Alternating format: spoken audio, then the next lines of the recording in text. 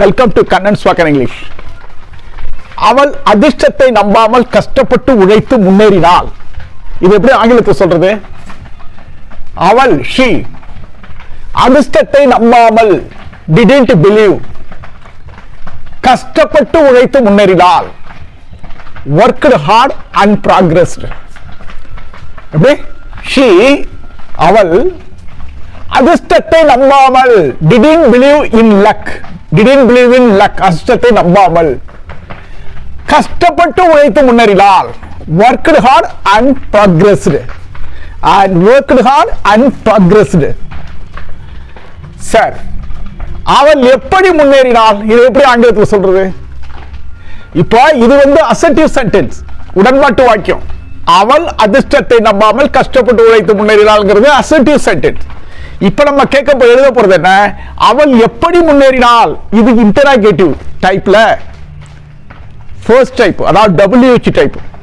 அப்படின்னா இல்ல WH எப்படி கண்டுபிடிக்கிறது? அவள் எப்படி முன்னேறினாள். எப்படிங்கிறது இதுல क्वेश्चन வேர்ட் how. ஆங்கிலத்தில் என்ன வார்த்தை? how. அப்ப how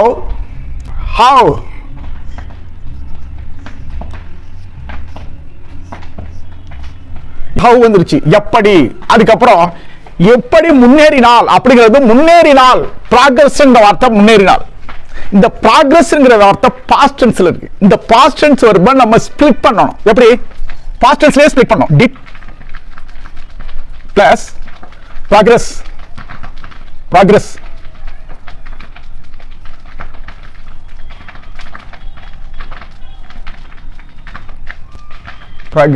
டிட் பிளஸ் ப்ராக்ரஸ். இப்போ டிட்டுக்கும் ப்ராக்ரஸுக்கு சென்டர்ல இடையில ஷீங்கிற சப்ஜெக்ட போடணும். Did she progress. இப்போ இது கிடைச்சிருச்சு.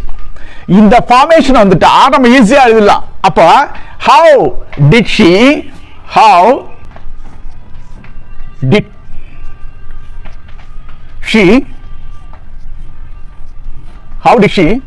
progress.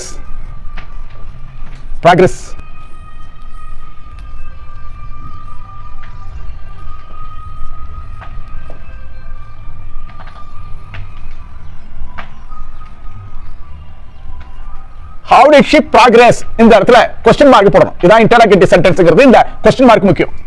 அப்போ how did she progress? இதுதான் சரியான interrogative sentence formation. இப்போ அவள் எப்படி முன்னேறினாள். இதுக்கு ஆன்சர் என்ன? இதுதான் ஆன்சர். எப்படி முன்னேறினாள்? She didn't believe in luck and worked hard and progressed. சரி, அவள் எப்படி முன்னேறினாள். இதுக்கு கேள்வி வார்த்தை என்ன? interrogative sentence என்ன? WH டைப்ல how did she progress. இப்போ அடுத்த கேள்வி, அவள் அதிர்ஷ்டத்தை நம்பினாளா. அதிர்ஷ்டம் என்ன? லக். Believe in luck. அதிர்ஷ்டத்தை நம்பினாளா. என்ன இருக்கு? டிட் நாட் பிலீவ் இருக்கு. அப்ப நம்ம என்ன செய்யலாம்? இது நம்பவில்லை. இல்லைனா நோ டைப், அதாவது எஸ் ஆர் நோ டைப். சரியா இருக்கும். எஸ் சொன்னா எஸ் டைப், நோன்னு சொன்னா நோ டைப். அதாவது பிலீவ்டு. அப்ப பிலீவ்டுங்கிற வார்த்தை என்ன? அது பிலீவ்டு. அப்ப பிலீவ்டு இதை பிரிக்கணும். எப்படி பிரிக்கணும்? டிட் பாஸ்ட் டென்ஸ்ல இருக்கு, இது பாஸ்ட் டென்ஸா இருக்கு. பிளஸ் இந்த மாதிரி பிரிக்கணும். டிட் பிளஸ் பிலீவ் இந்த மாதிரி பிரிக்கணும். பிரிக்கும் பொழுது இடையில ரெண்டு கடையில சப்ஜெக்ட் போடணும். யாரு? she. did she இங்க வரணும். அப்போ did she believe. அப்போ இங்க எழுதும் பொழுது ஃபர்ஸ்ட்ல ஆரம்பிக்கும் பொழுது கேபிட்டல் லெட்டர்ல ஆரம்பிக்கணும். did she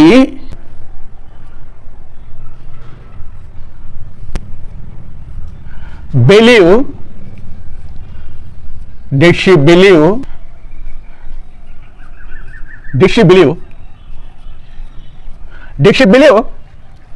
in luck. Believe in luck.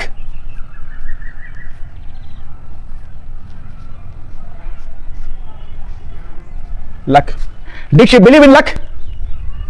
இதான் எஸ் ஆர் டைப். அவள் அதிர்ஷ்டத்தை நம்பினாளா. பிலீவ்டு நம்பினாள். அதை பிரிக்கும் போது did she believe நம்பினாளா. did she believe in luck. இப்ப என்ன செய்யுது? இல்லை. இப்ப இது எஸ் ஆர் நோ டைப். இதுக்கு நம்ம என்ன பதில் சொல்லலாம்? நோ, இல்லை. அப்போ no.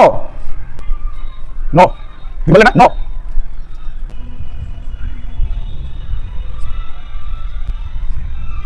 No. She didn't.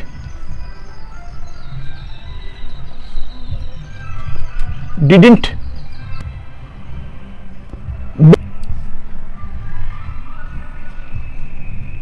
Didn't believe.